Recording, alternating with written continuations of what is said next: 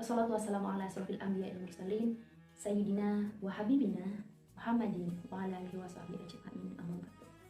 Teman-temanku yang dirahmati Allah Subhanahu wa taala, alhamdulillah ya, akhirnya kita masih bisa dipertemukan walaupun kita terhalang oleh layar virtual lagi dan lagi karena kita belum bisa bertemu dikarenakan pandemi COVID-19 ini belum berlalu.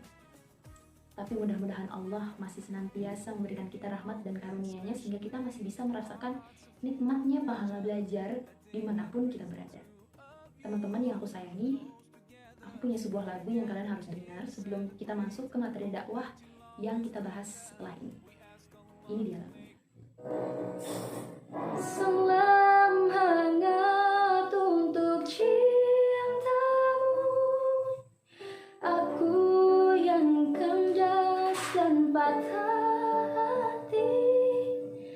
Biarlah orang memandang lemah, aku tak mau bercinta lagi. Nah, itu dia tadi teman-teman, kutipan dari lagunya Agnes Monica yang judulnya Jerah. Kayaknya hampir semua muda-mudi zaman sekarang tahu lah ya lagu itu. Dan mungkin bahkan mereka menambahkan lagu itu di playlist Spotify mereka. Kenapa? Karena muda-mudi zaman sekarang itu identik banget sama yang namanya galau, gelisah, guna-gulana, sakit hati, patah hati, putus cinta, diselingkuhin, di PHP-in, dan lain sebagainya. Dan bahkan itu bisa terjadi berulang-ulang kali. Kenapa itu bisa terjadi berulang-ulang kali? Tentunya kita sebenarnya tahu bahwa Islam itu tidak membenarkan adanya hubungan dengan embel-embel status yang semu itu ya. Maksudnya embel-embel status semu itu gimana sih? Pacaran, ATS-an, TTM-an, backstreet, apalagi tuh. Pokoknya itu deh. Dan lucunya nih teman-teman, lucunya lagi, ngaku kalian, kalau udah putus cinta, sakit hati, patah hati, galau, dengan pedenya dia ngadu sama Allah. Ngadu nih sama Allah. Ya Allah, ya Rabbi, kenapa ya Allah sakit hati mulu, ya Allah diputusin mulu, ya Allah sakit hati putus cinta, ya Allah. Ya Allah, kenapa sih gue di PHP-in mulu ya Allah sama dia, ya Allah. Ya Allah, kenapa sih dia selingkuhin gue, ya Allah, gak kuat ya Allah lihat dia sama cewek lain. Pede banget dia ngadu sama Allah. Padahal ya itu kesalahan dia sendiri, itu yang dia perbuat sendiri. Tapi ngadunya sama Allah. Padahal Allah telah berfirman sebelumnya, wala taqrabuz zina innahu kana fahisyah wa sa'a sabila. Dan janganlah kamu mendekati zina, katanya begitu. Tapi kita langgar sendiri, akhirnya kita putus cinta, akhirnya kita sakit hati sendiri, galau sendiri, ngadunya sama Allah. Udah deh, let's moving on teman-temanku yang aku cintai dimanapun kalian berada. Kita harus lebih jeli daripada syaitonir rajim yang akan menjerumuskan kita ke lingkaran itu. Cukup, udah sampai di situ aja. Lebih baik kita merencanakan untuk cinta yang halal nih, menikah. Untuk jenjang pernikahan, itu cinta yang halal. Terus gimana caranya menentukan pasangan yang pas, ideal menurut Islam, biar kita tuh gak sakit hati lagi, biar kita tuh gak putus cinta lagi, biar itu gak galau-galau lagi. Kira-kira gimana caranya? Allah Subhanahu wa taala itu udah kasih loh cara-caranya, bahkan udah mencontohkan lewat Rasul Shallallahu alaihi wasallam, Nabi Muhammad, nabi kita. Bagaimana sih ya Allah ya Rasul caranya menentukan dan memilih pasangan yang ideal untuk kita ya Allah? Mungkin nih diantara kita nih untuk usia-usia rawan seperti kita, saya gitu ya, 20 sampai 25 tahun biasanya kita udah gelisah banget nih. Ya Allah, gimana sih jodohku sebenarnya, kenapa belum kelihatan dari ufuk timur sampai ufuk barat, belum juga ketemu ya Allah. Ya Allah, sebenarnya jodohku tuh seperti apa, bagaimana dan bagaimana menemukannya ya Allah. Atau ada orang yang datang ke rumah, 2 atau 3 orang gitu datang ke rumah untuk melamar perempuan, kamu seorang perempuan, terus ada 3 orang yang melamar kamu. Di ketiga-tiganya ini cakep semua, baik semua, kayak kelihatannya baik-baik semua. Bingung kamu memilihnya, gimana sih caranya ya Allah menentukannya yang baik dan ideal buat aku ya Allah? Ini dia caranya, ini dia kriterianya. Sedikit, cuma 4. Kamu boleh pilih salah satunya dari keempat ini, atau lebih baik keempat-empatnya kamu terapkan untuk mendapatkan pasangan yang ideal untuk kamu. Gimana sih Ja? Buruan saya kasih tahu. Oke, ini kriteria yang pertama. Kriteria yang pertama, kamu harus melihat dulu dari imannya. Kenapa sih Ja? Kenapa harus iman? Kenapa harus iman yang pertama? Karena kita tahu sendiri ya teman-teman, kita menyaksikan dan memperhatikan secara seksama dengan mata kepala kita sendiri. Sekarang itu hubungan yang berbeda agama, berbeda keyakinan, berbeda iman itu seolah-olah hal yang biasa. Ceweknya muslim, cowoknya non muslim, cewek cowok yang muslim atau ceweknya yang non muslim itu seperti hubungan yang dia dibiasa aja gitu, diiyain aja sama orang-orang di sekitarnya. Bahkan banyak juga orang tua yang membiarkan anaknya memperjuangkan cinta meskipun dia berbeda keyakinan. Yang penting anaknya bahagia katanya. Logikanya gini teman-teman, kalau iman aja dia gadein, kalau iman aja, Tuhannya aja, imannya aja dia bisa tinggalin, masa iya dia bisa setia sama pasangannya? Logikanya gitu. Dia bisa loh, dia rela menggadaikan keimanannya demi cinta kepada makhluk gitu. Jadi teman-teman, di dunia ini tuh masih banyak banget wanita atau laki-laki yang muslim yang seiman. Masa sih kalian gak bisa nemuin salah satunya buat dijadiin pasangan kalian? Jangan cuma karena parasnya doang yang good looking, yang pantas dibawa kondangan, terus kalian mengabaikan imannya, mengabaikan tentang kepercayaannya. No, big no. Karena Allah Subhanahu wa Ta'ala itu telah berfirman loh dalam surat Al-Baqarah ayat 221. Gini bunyinya, janganlah kamu menikahkan orang-orang musyrik dengan wanita mukmin sebelum mereka benar-benar beriman. Sesungguhnya budak mukmin itu lebih mulia dan lebih baik dibandingkan dengan orang musyrik, walaupun dia menarik hatimu, tapi dia membawamu ke neraka. Sedangkan Allah mengajakmu ke surga dan ampunan dengan izin-izinnya. Surat Al-Baqarah ayat 221. Bahkan budak laki-laki atau perempuan mukmin itu lebih baik dibandingkan orang-orang musyrik. Terus apa lagi sih kriterianya untuk memilih pasangan yang ideal dan menurut Islam? Yang kedua adalah perhatikan nasabnya. Apa sih nasab maksudnya? Nasab itu adalah silsilah keturunannya. Kenapa kita harus memperhatikan nasabnya? Karena biasanya lingkungan keluarga itu mempengaruhi bagaimana kepribadiannya. Dimulai dari keluarganya. Jadi jangan mau kenalan sama anaknya doang, Bu. Jangan mau kenalan sama anaknya doang, Pak. Jadi kita juga harus mengenal keluarganya dulu. Karena kita juga harus tahu bagaimana kehidupan keluarganya, baik atau tidak, cocok atau tidak dengan kita dan keluarga kita.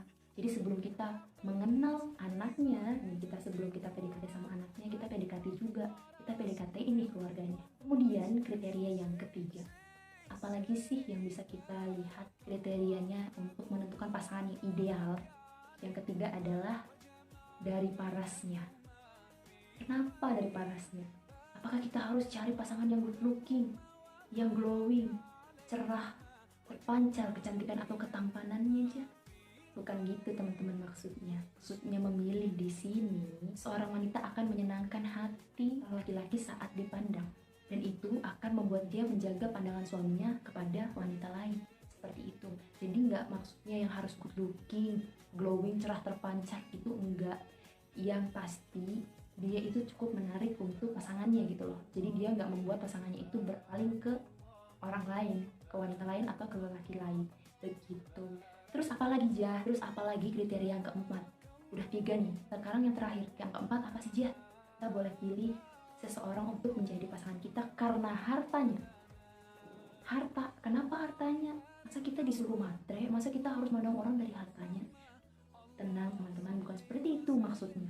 Maksudnya memilih dari yang dimaksudkan di sini adalah bukan memilih laki-laki atau wanita yang kaya raya, bejibun, tajir, melintir. Bukan seperti itu, tapi yang setara secara ekonominya atau setara dengan status atau kedudukan sosial kita.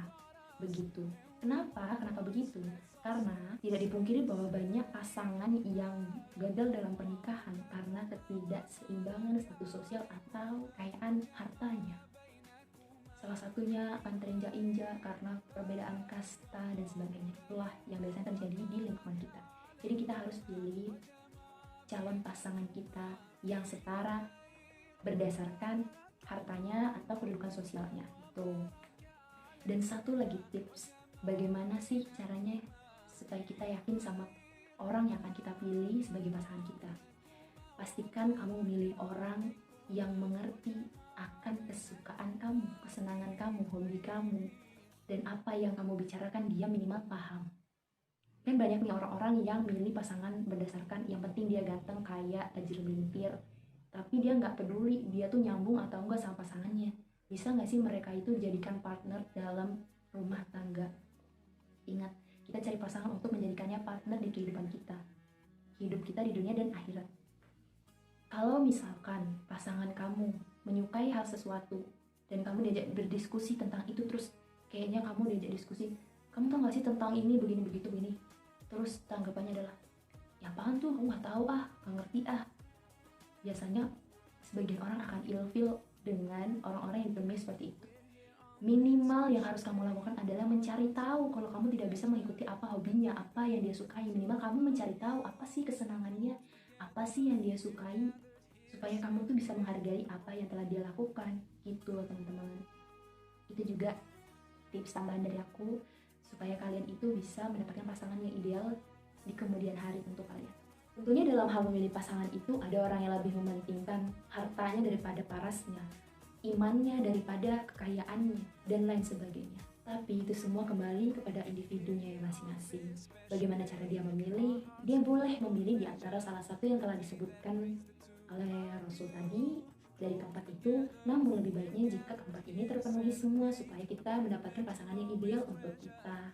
So teman-teman, itu tadi kriteria yang udah disampaikan, semoga itu bermanfaat dan jangan lagi ada patah hati, galau, putus cinta karena salah memilih pasangan.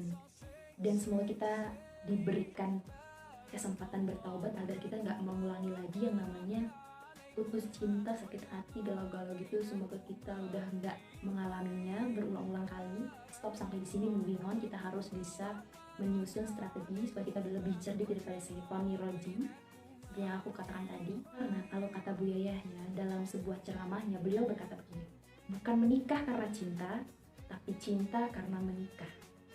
Jadi jangan dulu kita coba-coba icip-icip cinta-cintaan sebelum menikah, karena yang udah pengalaman sama yang cinta-cintaan seperti itu kan adanya sakit hati, putus cinta kan, karena kita juga belum menemukan pasangan yang ideal tadi. Kita harus benar-benar memilih pasangan yang ideal untuk kehidupan kita kelak.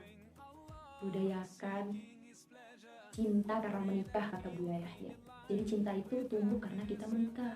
Setelah menikah itu pasti lebih ajib. So teman-teman, mudah-mudahan kita selalu istiqomah dalam jalan yang kita ambil. Semoga Allah juga mempermudah langkah-langkah kita untuk menemukan pasangan yang ideal untuk menuju ke hubungan yang halal. So keep it your istiqomah, then happiness and jannah will be yours. Terima kasih teman-teman. Semoga yang telah saya sampaikan bisa bermanfaat untuk saya dan untuk kita semua. Mohon maaf apabila masih ada banyak sekali kekurangan dan kesalahan dalam bertutur kata. Terima kasih. Wassalamualaikum warahmatullahi wabarakatuh.